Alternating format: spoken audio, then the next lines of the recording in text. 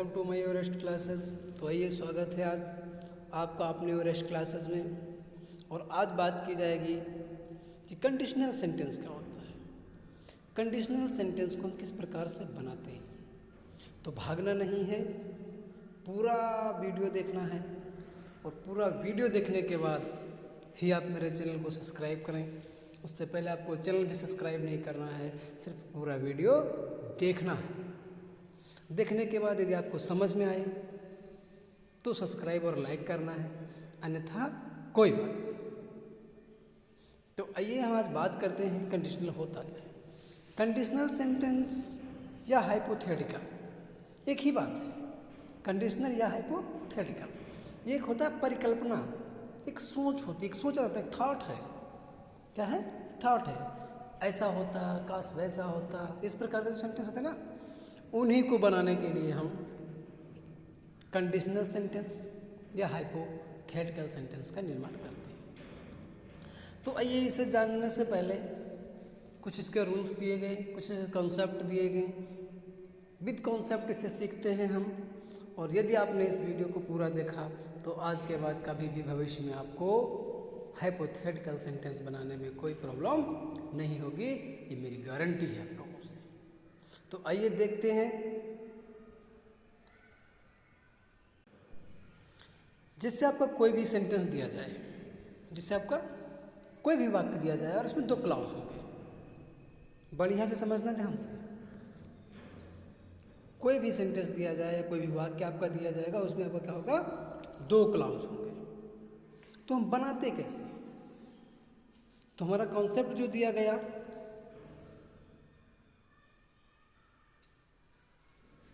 जो कॉन्सेप्ट दिया गया है और उस पर देखे ही हैं आप। तो यदि किसी सेंटेंस में कभी देखियो मानो कि दिया होता है, काश अगर मैं नेता होता तो ये कर देता, काश में वैसा होता तो ऐसा कर देता, है ना। इस प्रकार के सेंटेंस दिए जाते हैं। तो सबसे पहले इस प्रकार के यदि आपको सेंटेंस दिए गए हैं तो आप क्या करेंगे? सबसे फर्स्ट में आपको सब्जेक्ट लेना है। सब्जेक्ट के बाद आपको V1 या V5 लेना है और अदर वर्ड लेना है। अदर वर्ड लेने के बाद आप कामा का प्रयोग करें, यदि करने वाला है तो, नहीं करने वाला है तो ना करें। फिर एज इफ लें, एज इफ के बाद सब्जेक्ट लें, सब्जेक्ट के बाद आप वेयर लें, वेयर के बाद आप जो है तो नाउन हो या एडजेक्टिव हो उसे लें। फिर अदर वर्ड है तो ले, नहीं है तो कोई बात नहीं। और यदि सेंटेंस में वर्ब दी गई है, यदि सेंटेंस में दूसरे सेंटेंस में नाउन नहीं है, एडजेक्टिव नहीं है और वर्ब है, तो ध्यान रखना है कि सब्जेक्ट मतलब एज इफ तक तो आप सेम ही बनाएंगे, फिर सब्जेक्ट लेकर सब्जेक्ट जहाँ पर आपका वेयर का प्रयोग किया गया है, जहाँ पर आपका वर्ब का प्रयोग किया गया है, वहाँ पर आप वर्ब का प्रयोग न करके वुड का प्रयोग करेंगे और फिर V1 प्लस अदर वर्ड बनाएंगे। जैसे आपका सेंटेंस दिया गया, वह बोलता है मानो कि नेता, वह बोलता है मानो कि नेता। अब आप आसानी से सोचिए, क्या वो नेता है? तो ये हाइपोथेटिकल है या नहीं है? परिकल्पना, एक सोच की जा रही है, मतलब सोचा जा रहा है कि वो एक नेता है। नेता है नहीं, एक परिकल्पना की जा रही है क्योंकि नेता के जैसे बोलता है, नेता नहीं है। जिससे बोलते वह ऐसे चलता है जैसे शेर हो, तो शेर नहीं है, वो शेर जैसे चलता है ना। तो इस प्रकार के जो सेंटेंस दिए जाएंगे, तो कॉन्सेप्ट तो आपको दिया ही गया है, तो उसमें क्या आपको दिया गया? सब्जेक्ट, तो आपको वह क्या होगा? सब्जेक्ट। तो अब यहाँ पर आप जो है सब्जेक्ट लगा लें। सब्जेक्ट के बाद V5 या V1 दिया है ना, तो ये आपको क्या है? एक वचन के साथ क्या लगता है, पता ही है, तो V5 का प्रयोग। फिर आपका एज इफ दिया गया, ये आपका एज इफ हो गया। और दूसरे में सब्जेक्ट, पहला वाला सब्जेक्ट ही दूसरे स्थान पे जाता है, विशेषकर ध्यान रखना है। तो ये आपका हो गया ही। और क्या बताया? नाउन या एडजेक्टिव हो तो वेयर का प्रयोग करें, नाउन या एडजेक्टिव हो तो वेयर का प्रयोग करें। तो लीडर हमारा क्या है? लीडर हमारा है नाउन, इसलिए वेयर का प्रयोग जो वर है, आपके वर का प्रयोग किया गया है। कंप्लीट। नेक्स्ट देखते हैं। मुझे लगता है कि मैं पागल हूँ, मुझे लगता है कि मैं पागल हूँ, मतलब पागल हो नहीं, ऐसा प्रतीत होता है, या मुझे लगता है तुम पागल हो, वो पागल है। इस प्रकार से आप एक नहीं 1000 बोल सकते हैं। आइए देखते हैं। It seems to me as if I were made. अब मेड मेरा क्या है, ए मेड मत कर देना तो गलत हो जाएगा, कि मेड हमारा एडजेक्टिव है और एडजेक्टिव से पहले कभी भी आर्टिकल का प्रयोग नहीं किया था। यदि इसके बाद आप किसी नाउन को जोड़ देंगे तो आप मेड से पहले ए या एन का प्रयोग कर सकते हैं, बट एन का तो होगा नहीं, ए का प्रयोग आप कर सकते हैं। जैसे made boy, made man, made girl, है ना, तो आप यहाँ पे कर पाएंगे। इस प्रकार से आपका जो ये है कंप्लीट बनेगा। आइए नेक्स्ट और एग्जाम्पल देखते हैं। With rule, with example, with concept, आगे बढ़ते हैं। तो जो पहला कॉन्सेप्ट दिया गया, यदि पहले क्लाउज इफ क्लाउज हो तो आने वाला क्लाउज सिंपल फ्यूचर का होगा। यदि दो क्लाउज आपको दिए जाते हैं, पहला क्लाउज जो है आपका फ्यूचर का होगा, दूसरा क्लाउज भी आपका फ्यूचर का होगा। तो दोनों क्लाउजों में जब दोनों क्लाउज फ्यूचर के होते हैं और पहला क्लाउज जो होगा, तो इस प्रकार से आपको कॉन्सेप्ट दिया गया। तो कॉन्सेप्ट के अकॉर्डिंग क्या करते हैं हम, कॉन्सेप्ट के अकॉर्डिंग ही हमें बनाना होगा। तो दोनों फ्यूचर के हैं, ध्यान रखना, इफ क्लाउज में कभी भी मॉडल का प्रयोग नहीं किया जाता, मना है। यदि आपने इफ क्लाउज में किसी भी मॉडल का प्रयोग कर दिया तो आपका सेंटेंस 100% गलत हो जाएगा, किसी भी। तो आइए देखते हैं कॉन्सेप्ट में क्या दिया। इफ लगाना है, इफ के बाद सब्जेक्ट लगाना है, सब्जेक्ट के बाद आप B1 या B5 का प्रयोग करें, अदर वर्ड लगाएं, प्लस करके कॉमा लगा लें, ठीक है ना। कॉमा लगा है भी बता दें क्यों लगा है। सब्जेक्ट फिर विल या सेल लगाएं, V1 लगाएं, अदर वर्ड लगाएं। इस प्रकार से आप सेंटेंस को कंप्लीट कर पाएंगे। अभी आपको देखना का, यदि तुम दुल्ही आओगे तो मैं तुम्हें अंग्रेजी पढ़ाऊंगा। यदि तुम दुल्ही आओगे तो मैं तुम्हें अंग्रेजी पढ़ाऊंगा। यदि तुम दुल्ही आओगे फ्यूचर है ना, दूसरा पढ़ाऊंगा फ्यूचर। तो दोनों हमारे क्या हैं, फ्यूचर के हैं, बट दोनों फ्यूचर में बनेंगे नहीं। मेरे कहने का सेंस है कि पहले भाग को यदि कंडीशनल सेंटेंस है तो पहला भाग आपका प्रेजेंट से और दूसरा भाग आपका फ्यूचर से बनाया जाता है। जैसा ये देखते हैं, if you came to Delhi, comma, तो वैसे तो देन होता है लेकिन कॉमा से काम चल जाता है। तो then I will teach you English, I will teach you English. आपने पढ़ा होगा कि आई वी के साथ सेल का प्रयोग करते हैं।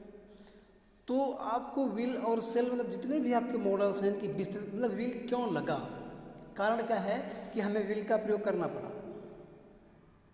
अभी जब आपको मॉडल्स का वीडियो दिया जाएगा जिसमें आपके सभी 10 मॉडल्स होंगे, 24 जो आपकी हेल्पिंग वर्ब एक्सिलरी दी गई हैं वो सभी के अलग अलग से वीडियो दिए जाएंगे, तब आप बेहतर समझ पाएंगे कि विल का प्रयोग इस सेंटेंस में यहाँ पर क्यों किया गया है। तो इसे क्लियर करने के लिए आप हमारे चैनल पे बने रहेंगे।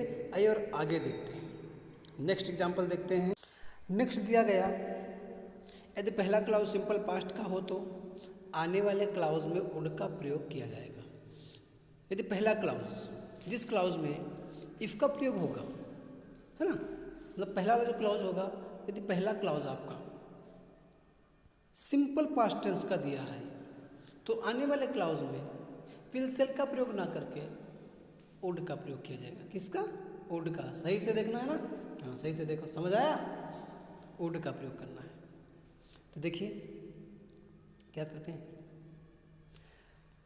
कॉन्सेप्ट नंबर आपका 2 दिया गया है। इफ लगाएं, सब्जेक्ट लगाएं, V2 लगाएं, अदर वर्ड लगाएं, प्लस करके कॉमा लगाएं, subject would V1 plus other word. इस प्रकार से आप कॉन्सेप्ट को रट लें, याद कर लें, ये कॉन्सेप्ट आपको काम आएगा। यदि तुम आगरा जाते तो ताजमहल देखते, यदि तुम आगरा जाते तो ताजमहल देखते।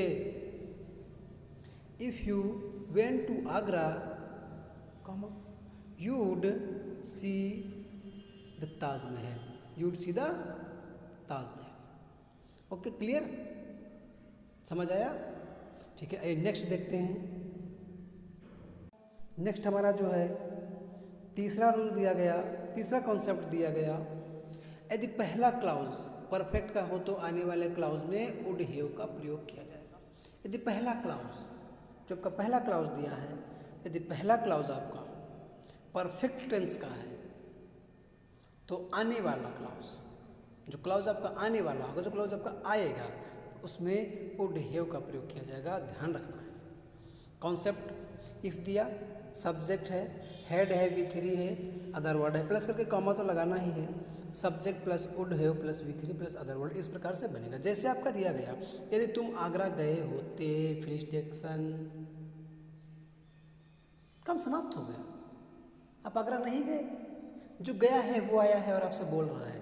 यदि तुम आगरा गए होते तो ताजमहल देखे होते, यदि तुम आगरा गए होते तो ताजमहल देखे होते, मतलब वो वहाँ आगरा जा कर के वापस आ गया, फिर आपसे डिस्कशन में आपसे बात कर रहा है। इस कंडीशन क्या है, परफेक्ट है, काम क्या हो गया, पूरा हो गया। तो if you had gone to Agra, यदि तुम आगरा गए होते, you would have seen the Taj Mahal, तो ताजमहल देखे होते। तो जो कामा लगता है, कामा तो के लिए लगता है।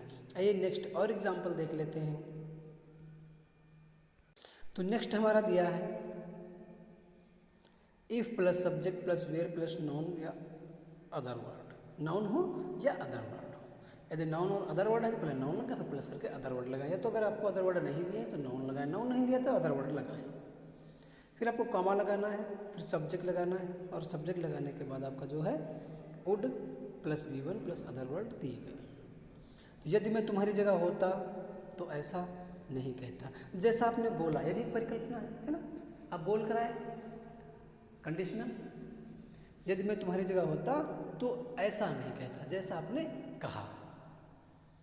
या आप पिट क्या है, यदि मैं तुम्हारी जगह होता तो नहीं पिटता, तो नहीं पिटता।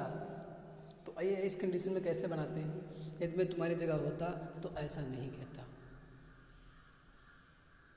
कॉन्सेप्ट आपको दिया, if I were you, comma I would not to say, I would not से सो, ऐसा नहीं कहता, ऐसा नहीं कहता, ऐसा नहीं बोलता।